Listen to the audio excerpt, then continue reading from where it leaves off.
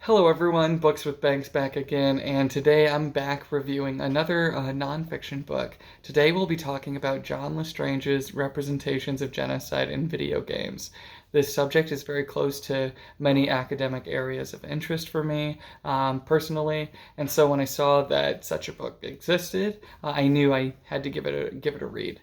Before going too far, if you haven't already, it would mean a lot if you could please like and subscribe. But here we go. So, a bit of author background. John Lestrange is, or at least was at the time of writing, a museum educator and adjunct professor. He studied Holocaust and genocide studies. He first wrote a book called Representations of Genocide in Cartoons, and this book, Representations in Video Games, this one is his second effort in the same kind of series. I have not read the book on cartoons yet, though I will probably eventually read it if it becomes necessary for my own research interests. But this book on video games, this was published in 2019. So, what is Representations of Genocide in Video Games all about? Over the course of the book, Lestrange walks us through his experiences playing through 8 different video games, 4 of which all come from the same Mass Effect series. Mass Effect is a role-playing, third-person shooter, epic sci-fi video game franchise. Lestrange states early on that he's broken up his discussion of these 4 games with a chapter, every other chapter, about a different random game in between the Mass Effect ones, just to add some variety and some more examples of genocide in gaming.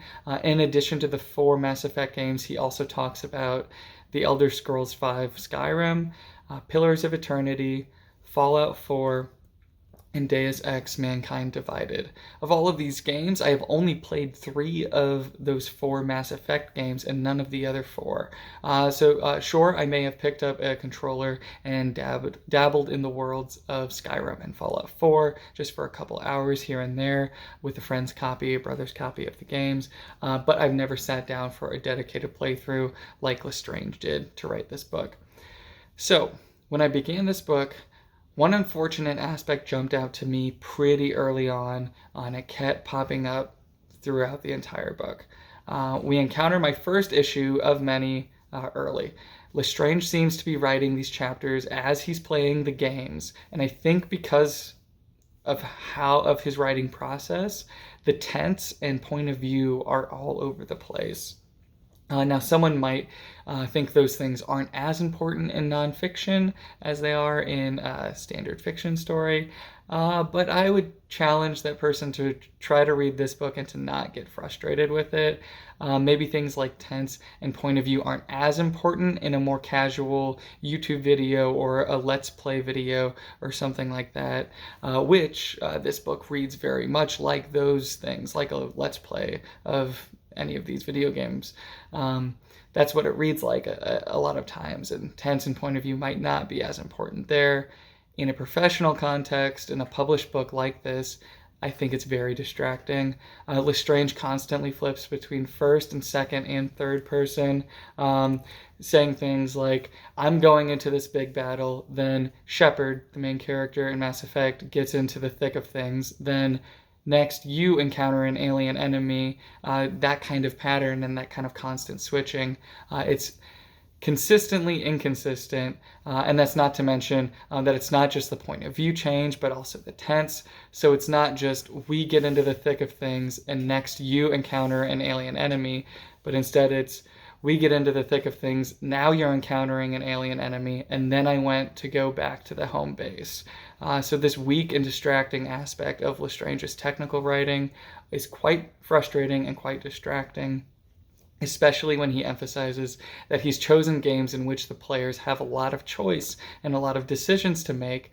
So at times following along with Lestrange gets confusing because it flits back and forth between Lestrange reflecting on his personal experience with the game to a more prescriptive tone, kind of second-person instruction manual style for how all of us maybe should be playing the games to avoid genocides and to avoid racial violence. I wanted to put this issue of technical writing pretty early on in my review.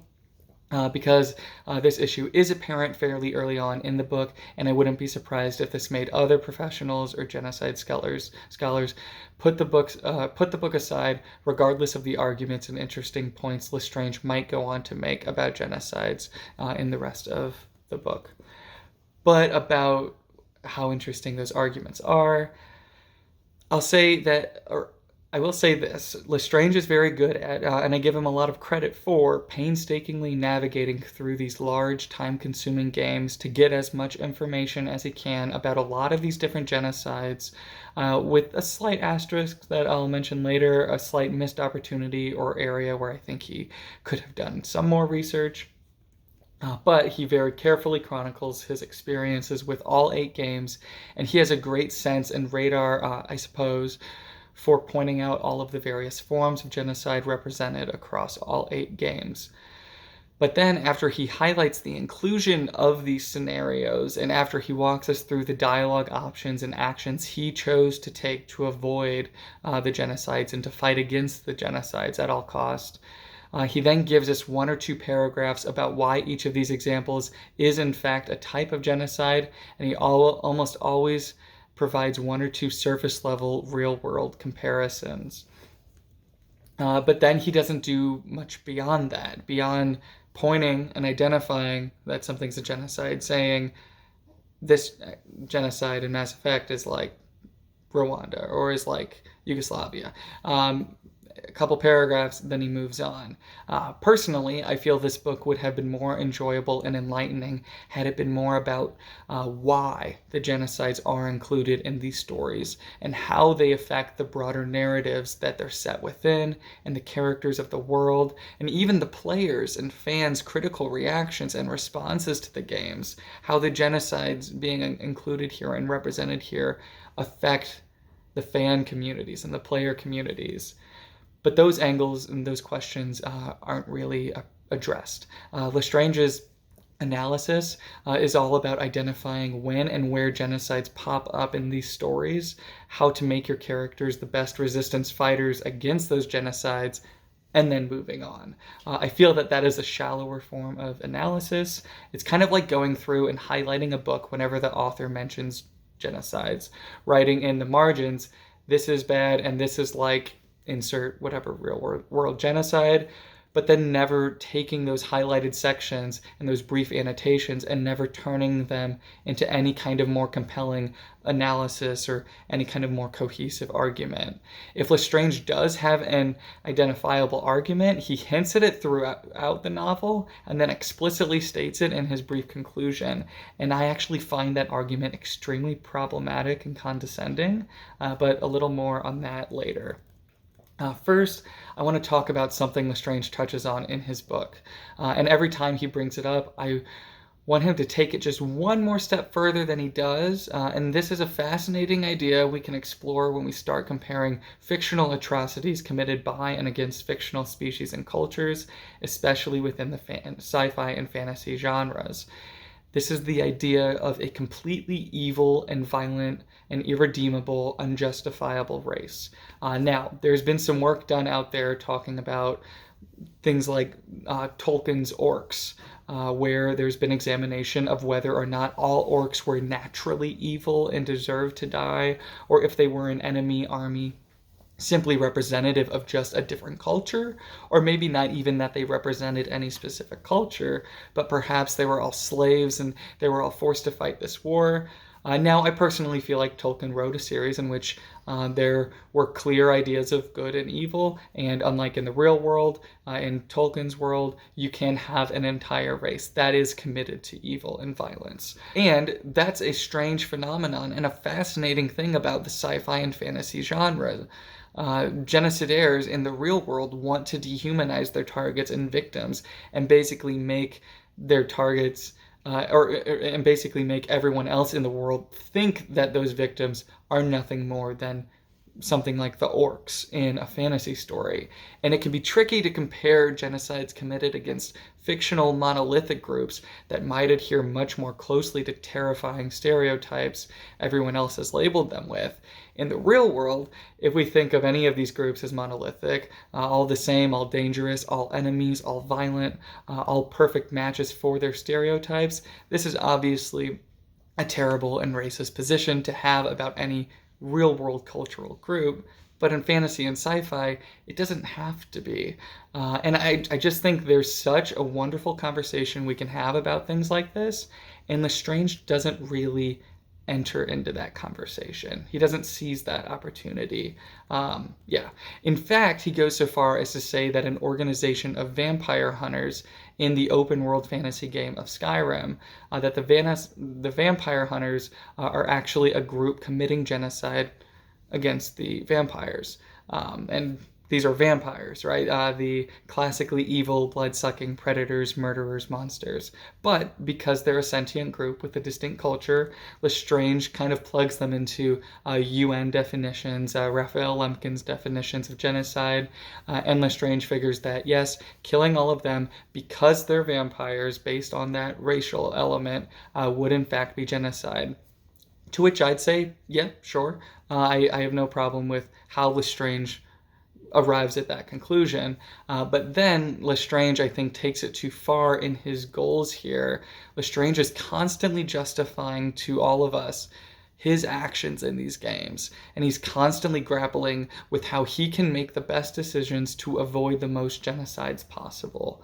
And so he is so sure here that he has to actually make his character turn into a vampire and align with the vampires to protect them from genocide. So instead of a deeper analysis of specifically what Bethesda Game Studios, the developers, did to make their vampires more nuanced, or what they did to start a more interesting conversation about the ethics of vampire culture and ethics of vampire hunting, instead of talking about how this race was interpreted and incorporated into the video game, into the ludic narrative, we get page after page of Lestrange defending his choice to help the vampires.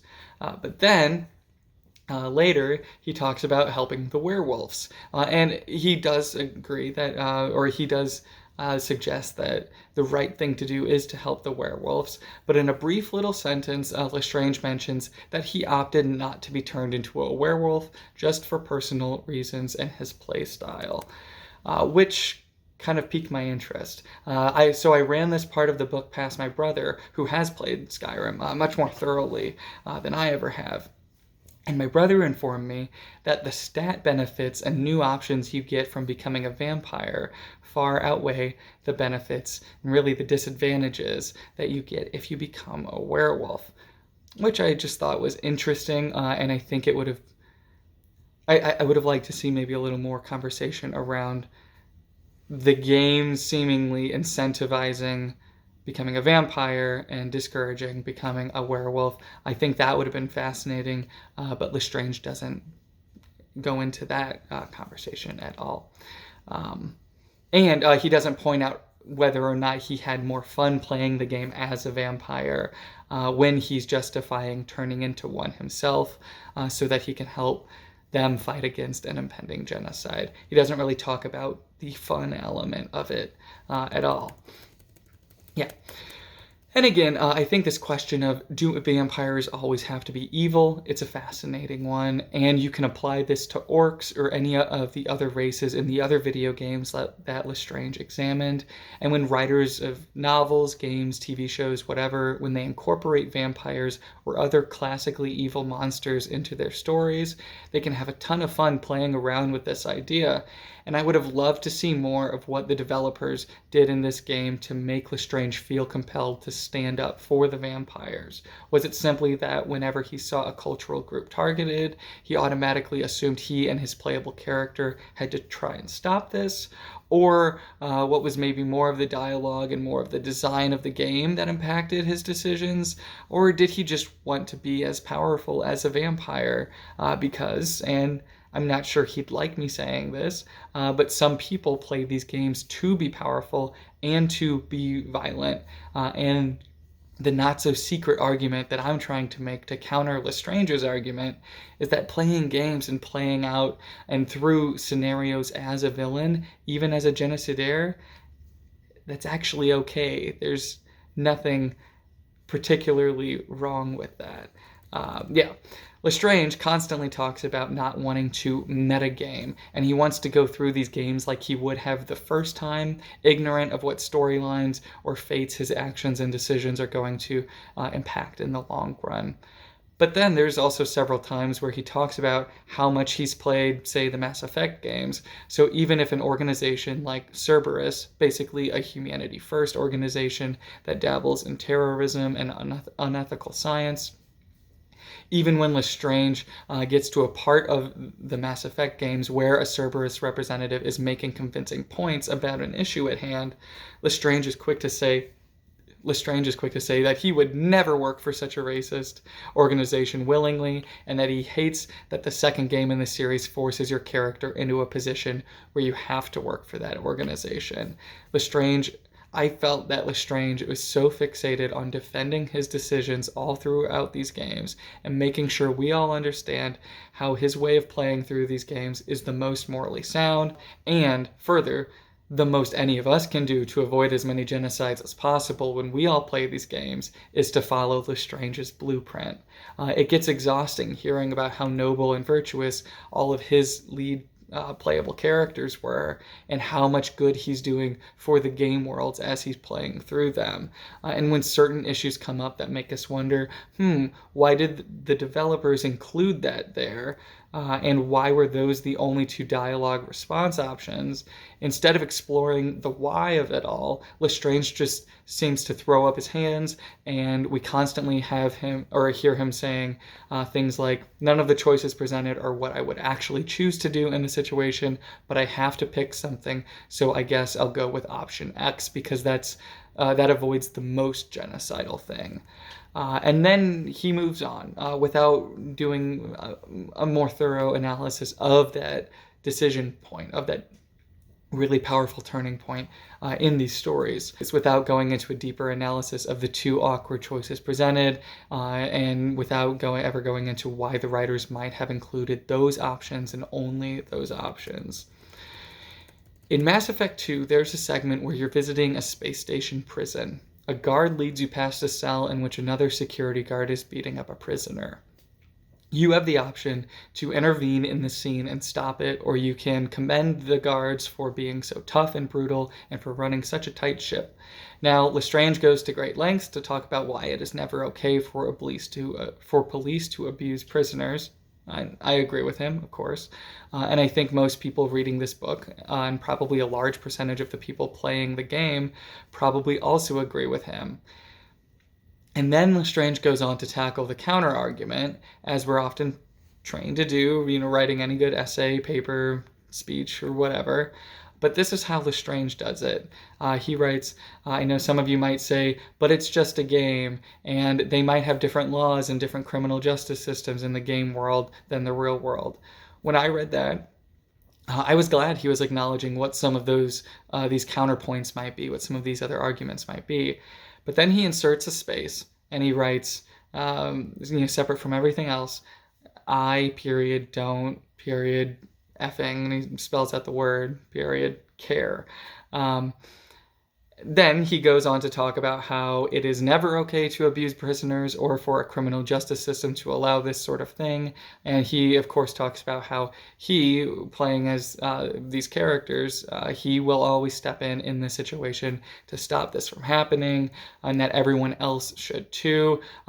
Maybe it's not that he's saying everyone else should, but just that he can't ever seem to understand why any of us playing these games would ever choose the more violent and cruel and hateful options. Yeah.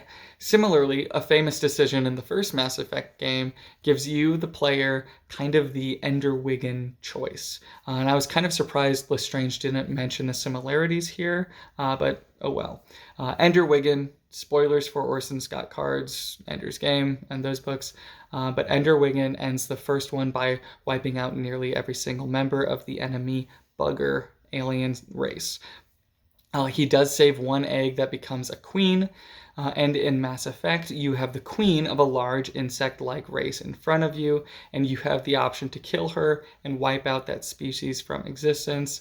And instead of talking about how the entire mission in the game builds up to that encounter and that tense decision, and how the game developers and designers have put a lot of effort into crafting such a tense narrative moment, Lestrange instead just talks about how it's always an easy decision for him because it is unthinkable to ever commit a genocide against an entire species, and he can't understand why anyone playing this game would ever choose to kill the queen at this moment. I can personally think of several good reasons for someone playing this video game to choose the genocidal kind of renegade, more violent action here. But based on Lestrange's "I don't effing care" response he gave about the police brutality situation, I worry that I wouldn't be able to have a very productive debate or conversation with him about why I feel making these darker, more unsettling choices choices in choice and decision-based role-playing games could be a worthwhile exercise and experience for some gamers. I mean, frankly, I think Lestrange gave himself a bit of a blind spot in not doing more to explore what does happen when the player makes these darker and more terrible choices. This is what I alluded to earlier. He sure did do a good job of pointing out all of these instances and painstakingly going through these stories, finding where there was any representation of genocide, and what he did in his playthroughs to combat those genocides. He details all of that perfectly clearly. But he didn't do any playthroughs to explore and to research what happens when players make their player characters complicit in genocides. Personally, since my time studying Holocaust and genocide studies, I am always fascinated to return to my favorite games and books just to see what the various options and darker paths look like. I don't think we can have a good grasp of how a game like Mass Effect includes genocide and addresses the many issues of including these horrible events or of representing these horrible events. I don't think we can really do a full analysis of what the games were going for or what they were trying to accomplish if we don't also explore things like the dialogue options down those other paths. When given the chance to say something racist about synths or like cyborgs or robots in Fallout 4, honestly, I wish Lestrange had completed more playthroughs in which he experimented with saying these more racist, or with selecting these more racist comments just to see what scripts were written for the NPC, the non-playable characters, to see what responses were written for them, to really understand how complicated atrocities like genocides are represented in video games. I think this is actually a perfect time and a perfect reason someone could have to play the villain or to applaud the one prison guard for beating up the prisoner, or to commit a genocide similar to what Enderwigan does in the Ender Saga. At the end of the book, Lestrange throws in this little 2-page conclusion, first addressing the question of why write the book. That section, that's fine. But then, again, he returns to the possible counter-argument that might say, but isn't it just a game?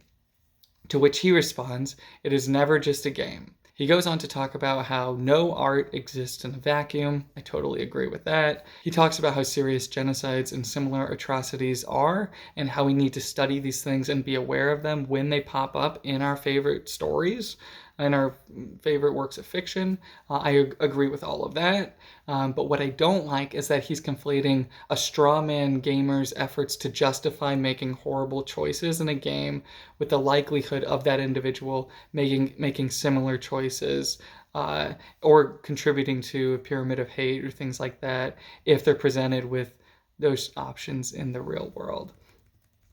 And even though, yes, I agree that it's never just a game, I feel compelled to argue that it is just a game in terms of who is literally being hurt and affected by the gamer's decisions. The harm done here exists entirely within the fictional universe. The best comparison I can make to why this doesn't seem particularly like much of an issue if someone does want to play a lot of villain roles in their video games. The best comparison I can make is to actors who excel at playing villains. Like maybe take your like Jack Nicholson's or Alan Rickman's. You hear all the time from actors like this how much fun it is to play totally cruel and unhinged characters. So from that perspective, I think it makes perfect sense. I think it makes perfect sense to me, and I find it problematic and condescending for Lestrange to think otherwise. To think that anyone who didn't save the Arachne Queen, or anyone who killed all the vampires, or anyone who killed all the synths, I think it's frankly ridiculous for Lestrange to use a book like this to criticize those gameplay styles, especially when trying out a few of those styles himself could have given him a much richer, much more thorough understanding of how and why these games' writers and developers incorporated genocides into their stories. So there you go. That's my thoughts on the pretty underwhelming exploration of genocides in these video games. I am glad that Lestrange is contributing to a more professional approach on how we analyze video game narratives, and I am always glad to see any kind of analysis of some of my favorite games. I just think Lestrange left many windows of opportunity open for other scholars to come in and improve upon this rocky foundation. A foundation far too concerned with the morally correct way to play these games. But that should do it. Thank you all so much for watching. Have a great day. Bye.